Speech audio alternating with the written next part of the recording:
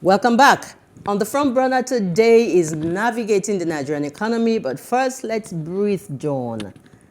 It's been like, when we left the studio here last week, I went out, I tried to get gas, and something happened. And I heard it happened since Thursday, Yeah, but I didn't know about we it. are not at the same level. Usually, you just get Because normally you get somebody to fill your Normally, tank. before these things happen, we hear about them and we resist a little bit. But this one just It happened even before last week. It went up to 170. Yeah, I got it at 170. That was before we came in last week. and there hasn't been salary increase, No. Salary. Are you joking?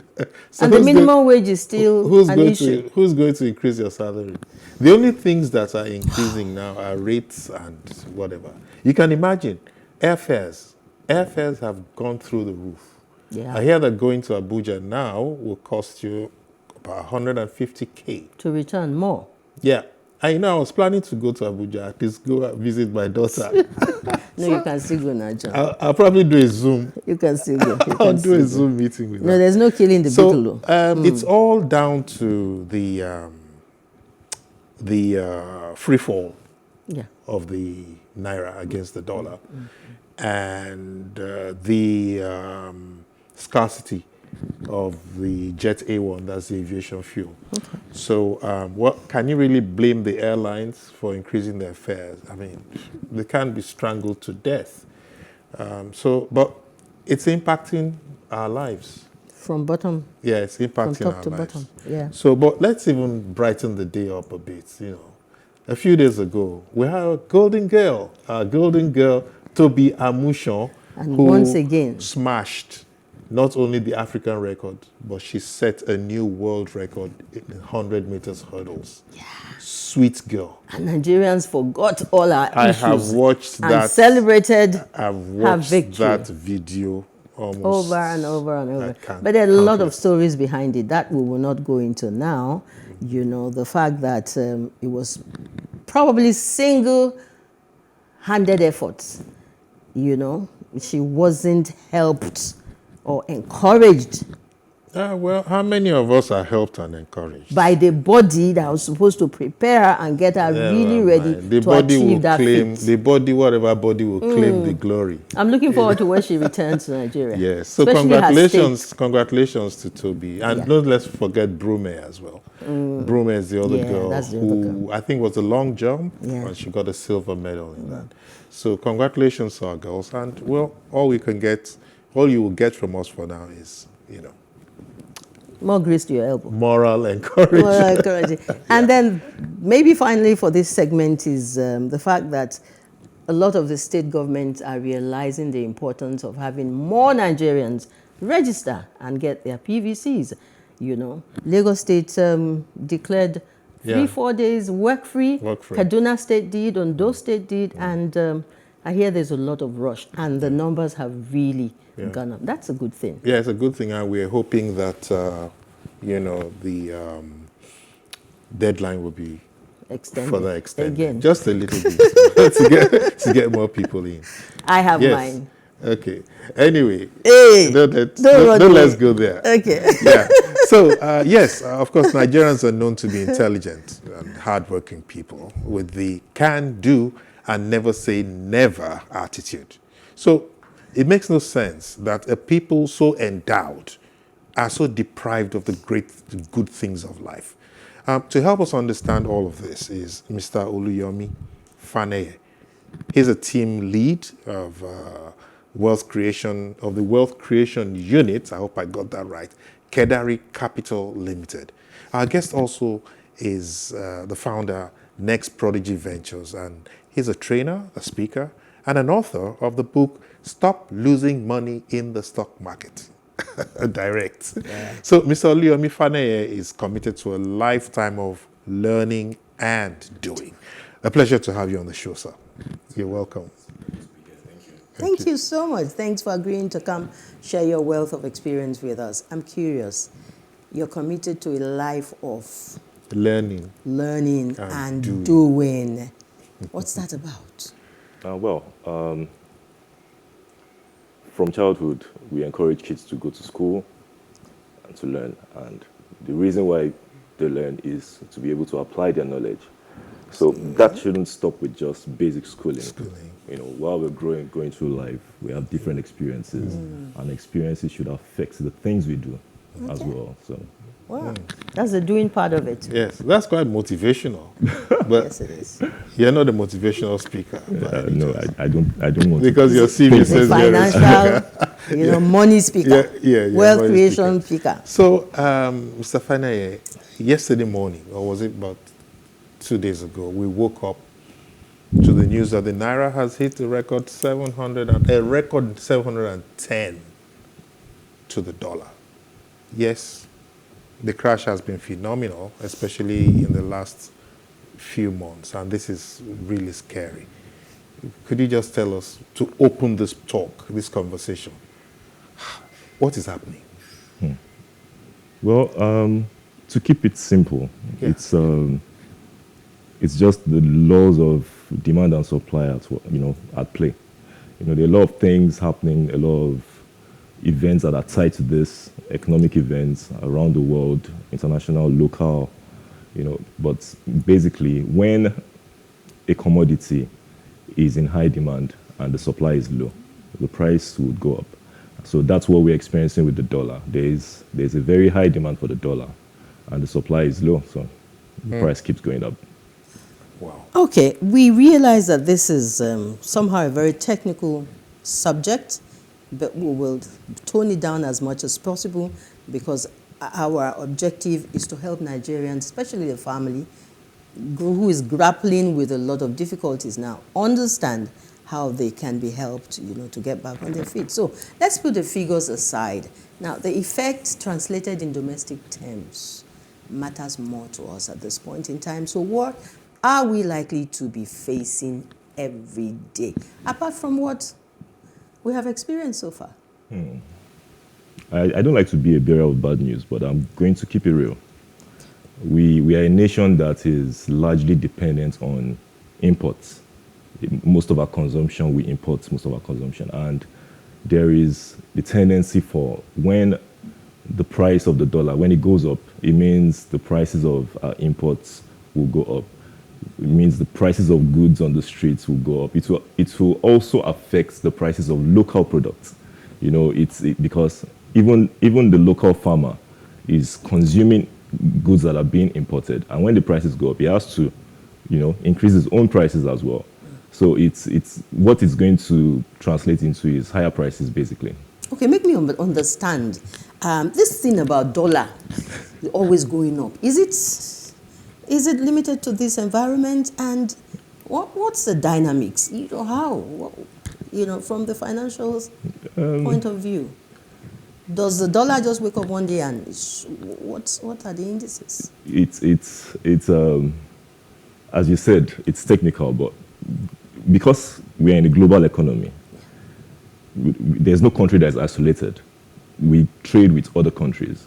There's domestic trade and there's international trade. Mm-hmm. So because when we trade in foreign currencies, so the US dollar is a currency that is widely used around the world. So it's the demand and supply of it is a lot. It's a lot. So it directs the price in different markets. Yeah. Okay. You see, I think we're still a little bit technical in the way we're explaining this. Okay. Because, you see, to the man sitting at his breakfast table now, his family, we want him to get to understand, to relate with what we're saying. Because in situations like this, or at times like this, fingers are usually being pointed at certain extraneous reasons why certain things are happening. For instance, they will tell you, because COVID was in China, because the price Russia-Ukraine price. Russia, Ukraine. Could you break it down for us, and so we can understand what really is going on? Is it that the wind is blowing left, west instead of south? To that, I think something happens when people fail to learn from history. And historically, we know that there have always been recessions. It's like almost every 10 years there are recessions. So the reason why sometimes this thing hits us is because we are not prepared for it. But the reality is that history has shown us that these things keep happening and they will keep happening. So we shouldn't be surprised when recessions come. There will be times when there will be like a boom in the economy, and there will be time that, things are not as, as good as we expect. So it's just something that is bound to happen, or something that happens from time to time. Okay. And you are not the bearer of bad news. I'm just keeping it real. Just keeping it real. All right, so as ordinary Nigerians, now we look up to the government to cushion the effect of, a tumbling economy such as ours. What should we expect as next steps? Would it be unfolding? Would it be a folding of our arms, or what should the government be doing now, or individuals be doing, to help us stay afloat? These are very deep questions. There must be a solution to this. We can only implore and beg our government, really. What can the government do? What can central bank do, for example? Shouldn't they be printing money for us? Those are the technical things. But the things the man on the street understands is we want our government to listen to the cries of people. People are hungry, people are jobless, people want jobs. We want basic things, education. Why should our schools be shut down for so long, while we focus on other things that are not as important as education? We want to be able to wake up in the morning and afford basic things. Yes. But that isn't happening. Rather, what we're experiencing is more hardship, the ordinary Nigerian. Taxes are going up. Even the bank, the interest, the little money they take for every service you render. At every point, things are being increased on the ordinary Nigeria. It's sad, really. It's sad. It must be sad from the look on your face. And maybe it's because we are asking you what government should do, right? Okay, now, the ordinary man on the streets, you and I, and maybe Helen. Yeah, maybe. Okay. Right? We've lost confidence. It's like we're just groping for solutions, right? Now, we're assuming that government is not doing it, they don't have the willpower, some say political will, to do anything, all right? So what would you and I and Helen, what do you advise that we do to be able to survive? Okay, it starts with looking at, being real, looking at where we are. You need to assess, okay, where am I? How did I find myself here? Okay, is this where I want to be? No, this is not where I want to be. Where do I want to get to? Then create a plan. How do I get there? Okay. And then start working on that plan to get to where you want to get to. So basically, every man on the street, after assessing where you are and all that, create a plan and start. So it's back to the drawing board. It's back to the drawing board. And not just the drawing board to plan. After planning, you start executing on your plan so that you start seeing the results. But so many of us don't have what it takes to execute most of those plans. Well, that's why we... For instance, I got a message yesterday. Please, I'm sitting for my exam. And we're getting so many of those things now. Quite frankly, even if this person wasn't telling the truth, you can see the desperation. And you can even feel the pulse, of people around you, that a lot of people would do with anything, just anything. And it's getting worse by the day. It's getting worse by the day. Well, Helen. Okay, but I'm optimistic, and I think that this show should be able to, throw light on the various avenues and opportunities that are out there for Nigerians to create wealth. And, forget about the dollar rising or falling. We're in Nigeria. Yeah, the prices of things out there might be going higher, but if we're able to mop up our individual resources, So what are the opportunities that are available there? You wrote a book on not to lose via stock markets. What other opportunities are open for Nigerians to plow into and make a lot of money? Yeah, well, I would invite Nigerians to come and talk to us at Kedari Capital. Let's start a conversation. We're here. And let's give them a tip. Something that will encourage them to come to Kedari. Okay, good. Everyone spends money, and your spending money is not just in the short term. You'll be spending money in the medium term and in the long term. When you are old and you can't work anymore, you will still be spending money. You will need money for your health care, for accommodation and all those things. So you need to start preparing for that time. Now, it's not when you're old that you start saying, oh, what do I start to put aside? You need to start setting something aside towards old age. So there are different instruments that you can use to prepare for retirement or for old age. We are looking at stocks and bonds, fixed income instruments, real estate, and what have you. So that's the reason why I said I'm inviting you. You have to be, educated on those things. Yeah, yes. So we need to start a conversation with you. Okay. We can begin that by maybe sending us an email or something. So that you're talking wealth creation. Wealth creation, yes. Investment and all those other options. Yes. Yeah, that's interesting. But you talked about preparing for retirement. Those of us who have crossed the line, what do we do? There's nothing like crossing the line. Well, come on. I'm a retired general now. Well, good that you asked that question. Yes. We believe everyone is on a journey, either on a wealth creation journey or wealth accumulation journey or wealth preservation journey. So wherever you are on that spectrum, whether you're just beginning to create wealth or you're accumulating wealth or you have accumulated so much and you need to preserve it, you're welcome to Kedari. You need professional help. Professional help. Okay. All right. Let's hit the nail on the head at this point. Would you say that Nigeria is broke?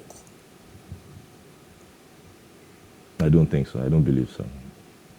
Okay. I don't believe so. Being broke, if we focus on certain material things, the absence of certain material things, you might have the tendency to say you're broke.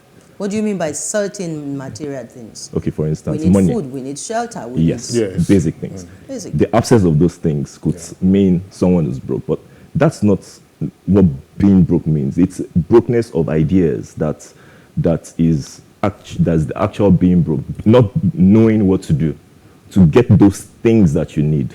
Yes, it's absent, but if you know what to do to make them present, then you're not broke. All you need to do is embark on those ideas, and those things that you think are missing, they appear, and you can use them, you can utilize them. Yeah. Okay. Let's try and open up the mindset of government. For instance, elections around the corner by next year, and we see that the focus is on the elections next year. Do you think that with this focus on elections, that between now and the election time, that we will have solutions? Because, listen, Helen just said it. She bought fuel at an amount that she did not expect. The only fuel you're talking. You haven't been to the market. So many other things. So what is going to happen between now and the election? Because we know or we believe that government itself is focusing on next year. I'm a very optimistic person, but at the same time, I like to keep it real. We can hope for the best, but Nothing much is going to happen. Is that what you're saying? No, let's say it. Let's shake the table. Is that what you're saying, that nothing is likely to happen, to change? What we have come to know our government for.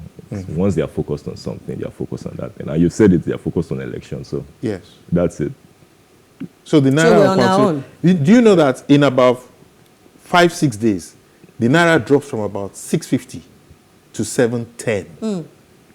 And I'm sure that if I open the whatever today, it would have gone up to like 730. I'm even predicting. No. I'm predicting that by Monday, it will get to 800. So at that rate, hey, what is happening? Are we going to say that nothing is likely to?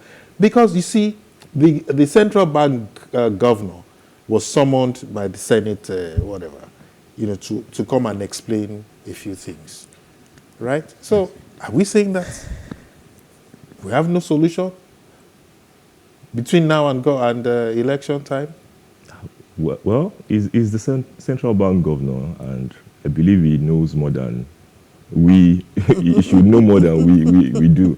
You know, the last time we heard him blame the slide of the naira on Aboki FX, I don't know what he's going to say this time around, but I'm hoping he will say something, and then nothing will happen. I believe something will happen. Yeah. You know, I drive around Lagos and I'm seeing more young people on the streets trekking long distances. And we're talking about insecurity. John talked about the schools that have been on strike. Students from universities have been home for, this is almost 5 months now. 6 months, yes. Okada riders have been banned in some states of Nigeria. And this is a bracket. This is a group of persons, the younger ones, who we say they are the future of this country now. They're the ones with all of the energy and a lot more of the ideas, to help lift up from where we are. But we have completely forgotten about them. What's the implication of this? The implication is huge, and it's actually very negative, because I believe a nation's greatest resource is human capital, and the strongest, or those at their peak or that have the longest time to actually be productive are the youths. And if we don't get them involved, keep them idle, nothing can survive in an empty space. They'll find themselves in other things, I don't know, other vices. Okay. Everyone will try and find solutions. Some will try and migrate out of the country. But those that remain, I think we need to find ways of getting them involved. And I mean, not just as governments, I mean, even personally and organizations, we should create programs that, can engage their minds and make them productive so that they become, valuable. Okay, I know that John is itching to ask a question, Okay. but I'm also curious about the endless borrowing of government. Not only at the federal level, the various state governments are borrowing money. Is that a practical way of improving the economy? Well, if you borrow and the funds you borrow gains more than the interest that you're being charged, then How? Utilizing productive capital, ventures. yes, capital expenditure, things that make more money, then it makes sense. But if you're borrowing to consume, that doesn't make sense. It's only a matter of time before everything goes bust. So like John said, let's shake the tables. What are we borrowing for in Nigeria? Are we borrowing? We borrow to pay subsidies, to pay interest on loans. It's really a sad case. I don't know. Getting us further down the... Yes, it's like we're in a pit and we're digging the pits more. So can we get out of the pit? Yes, we can, but it requires people that are genuine, that really want something better for the country, and they have the will to get on it, not just the rhetoric. People that are genuine. Yes, sir. Who are these people that are you saying that we don't have genuine people? We do. But they've chosen to not do what they're supposed to do. Maybe they don't have the power, the political power. And those that have the political power don't have the will to get things done. Okay. That makes a lot of sense, actually. Maybe they do not have the political power. And the ones who have the political power don't have the political will. Maybe Or that not really in the is position to effect any change. Yeah, maybe that really is the problem we are having. Because if you sit with me over a bottle of beer, you will see ideas come. You know, we are all like technical advisors. That's right. You know, to soccer teams. Yes. You know, we know. Yeah, but the moment we get up there, something happens, and we are like tongue-tied and arm-twisted and whatever, tied up, and we are unable to make any impact. Only a handful are able to. Wow. Okay. So the healing balm hasn't come out yet, because we're actually looking for a healing balm for people out there, right? And I'll tell you something that happened to me a few days ago. About two days ago, the transformer in my area blew up. So for like 3 days now, I haven't had power at home, which means that now I have to fuel my generator more often, use it more often, and means I have to maintain and all of that. And you're talking about you, I'm talking who about- is residential. I'm sure there are few business Of ventures course, around. businesses, yeah, of course, right? And now, if we go by history, experience, when they say your transformer has is blown, Wow. just be ready for a few years. Darkness. A few years. So the first thing that struck me was, hey, number one, I have to change my generator to a bigger one, because I have a relatively small generator. I'm not able to run my washing machine or my ironing, my microwave and stuff like that. Okay, so I have to step up. John, you are in the league of. No, it's what not a percentage matter of Nigeria league. You see, does it belong to? it hits Very, you. maybe 5% or 10% of Nigerians in his category. What category? 80, No, what 99% category? are unable to even, purchase the, I beg your, what do they call that, the small gen? Helen, see, They can't afford diesel, they can't afford petrol I'm happy. to power I'm their happy generators. He's an investment Yes. expert. You invest your money in what will give you better returns. Yeah. In terms of comfort and all of that. It's not as if I can afford But John, all let me these things. tell you, But a lot of I know that I'll Nigerians, be spending less on the long run if I get those things. And the quality of life Is will be better. better. okay, all right. John is making some sense, though Yes. I'm disagreeing with him because he's in a minority. We are in a minority. And our guest is making a lot of sense also, making us believe that there's hope. So, let's take a quick break. Can we? All right. Let's take a quick break. When we come back, we will attempt to provide more information and more solutions.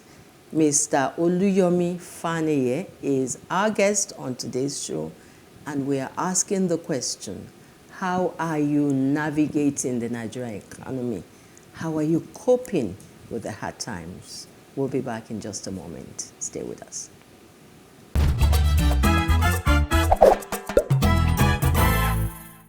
Yeah, just to remind us that we are watching Today with John and Helen, our live talk show, primarily for the advancement of a vibrant and united family.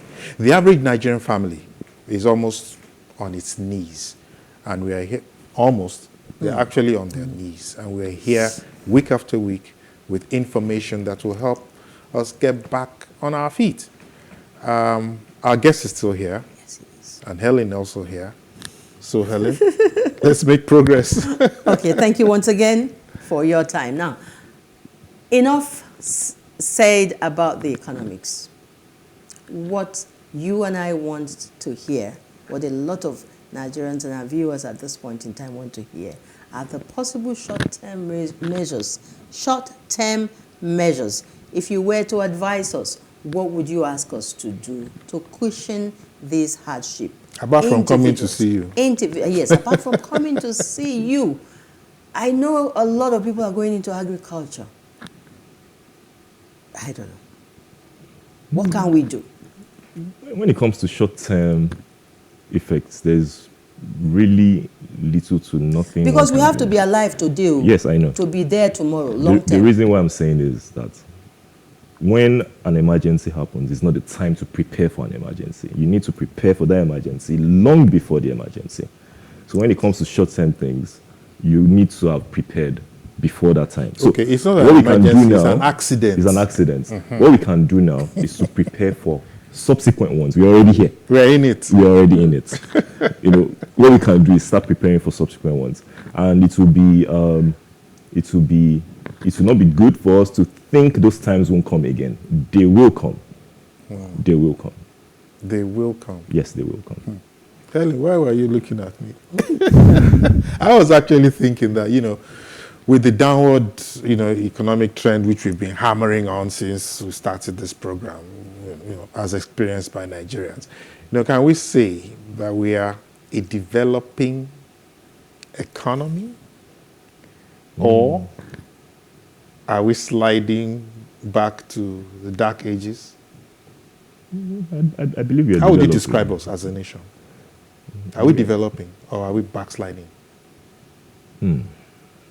It depends on the perspective that we choose to look at it. Okay, let's look at the perspectives. So if you're looking at where we're coming from as a people, unity and all that, I'm not sure if I'm very enthusiastic to say we are developing, because with all the ethnic and religious crises I'm experiencing. Okay. But if you look at a lot of developments in the economy, a lot of innovation, we look at the tech startups and things that are springing up, and we can't say that, yes, we are developing. We have actually developed a lot in creativity, Yes. and the entertainment. Yeah. And Yes. It's just this kudi. And kudi is it? They say money answereth all things, right? And so to the layman right now, we need cash to be able to improve our spending capacity. What's your take on this? Is Naira no longer attractive? Should we now be agitating or working towards or working for the dollar and the pound sterlings? And how many of us can get this? So how do we make more cash? The central bank encourages us not to buy the dollar, so what we can do is invest in dollar-denominated products like the federal government's Euro bonds, which is denominated in dollars. So in that way, when you invest in that, no matter what happens to the fluctuations of the Naira, your investment is intact in USD. The federal government pays you back your investments in US dollars. That's for people like Helen. Once upon a time, Treasury bills was available, and with as low as you can find it, you could, trade in, invest in that way, you get some interest. But now it's bottom rock. There's absolutely no interest there. That's for people like Helen. Okay, what about when you're talking to us? What are the solutions? I don't know what is Naira denominated, but I don't know Euro bonds, and I don't know all these things. I am the man who's pushing the cart on the road. And people like me, we have plenty children, more than the people and like having a little Helen. kiosk in front of my house. You see, we're asking the same question. Yes. We're entering from different doors. Yes. Because we've identified that the average Nigerian needs to navigate these hard times. Yes. So we're going to ask you the same question in another fashion, that if those steps are not taken, Euro this, government this, what will happen? I think it's time each person takes responsibility for their own economic and financial prosperity. Okay. There is an investment product for every individual, for everybody. You need to find out what the right instrument for you is that will get you from where you are to where you want to get to. So you need to have a conversation with us. I would say get innovative, yes, get creative. If it's a small patch of land you have at the back of your house and you can at least plant peppers and tomatoes that will feed you. That works. That will work. That works. Right? And then, for instance, all my plastic bottles, there's a certain lady who comes, I keep them for her. In the past, I'll just throw them away. I keep them for her. I have a whole bag full. When it's full, I give to her. And she goes and she sells. So I think the answer may just be, correct me, I'm not the expert, you are, that we should get more innovative. Yes, we should get more creative and not just lie back and hands up and say, hey, the end of the world is here. And then we should also get information, because information. Yes. Yes, there is. Okay. All right. We're almost running out of time, but not before I've asked this question. That real-time poverty data shows that 53% of Nigerians are currently living below the accepted, level of survival and existence. We are living below the poverty level. We're asking the same question because we're interested in getting ourselves out of here. You have said that individuals should take the responsibility, but you need that purchasing power besides the information. So, as summarizing this conversation, somebody who just tuned in the last 1, 2, 3 minutes, what would you say to them in terms of Nigerian economy and individuals, rising up to the challenge? I think it's important. It starts with getting the right information, because if you need something and you don't know where to get it, the first thing you need to do is find out that place where you can get that thing, and then you go there and get it. So, information on things you can do, where you can get loans, where you can get support. Yes, all those things. Yes, information. So it starts with information. It starts with information. Get information. Yes, and those are things creative, we can provide. Yes. Don't be discouraged. Just keep forging on. Yes. I think that would be the submission. Basically. Because, like you said, it doesn't look like there's going to be any help from anywhere. Well, thank you so much for helping us understand, the problem, the solutions. The solution or solutions, it will be in our hands. Yes. Nigeria, as Nigerians, we just keep smiling and keep moving. But there's a way we climb out of these things. There's so much that isn't divine intervention. Divine intervention. Maybe we are hoping that this time we'll have divine intervention. Amen. Again. Amen. So, let's thank you for helping us understand. Thank you so much. I am particularly grateful for your time. I'm more informed and I'm more encouraged. I hope so. And thanks for your time and good luck. Thank you for having me. It was a pleasure being here. Thank you.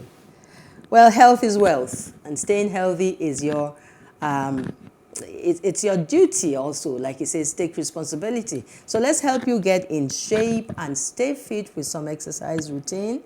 And our in-house instructor is always ready to go with us. So, John? Off to the gym. And after that, when the gym is done? Yes, on the lifestyle and wellness segment, Ferron will be, touching on emotional intelligence. And her guest is Enahoro Ehai, CEO, Pulse Factory, and together they'll be with us after we've done some sweating it out from the gym. It's Keep Fit time. Let's go.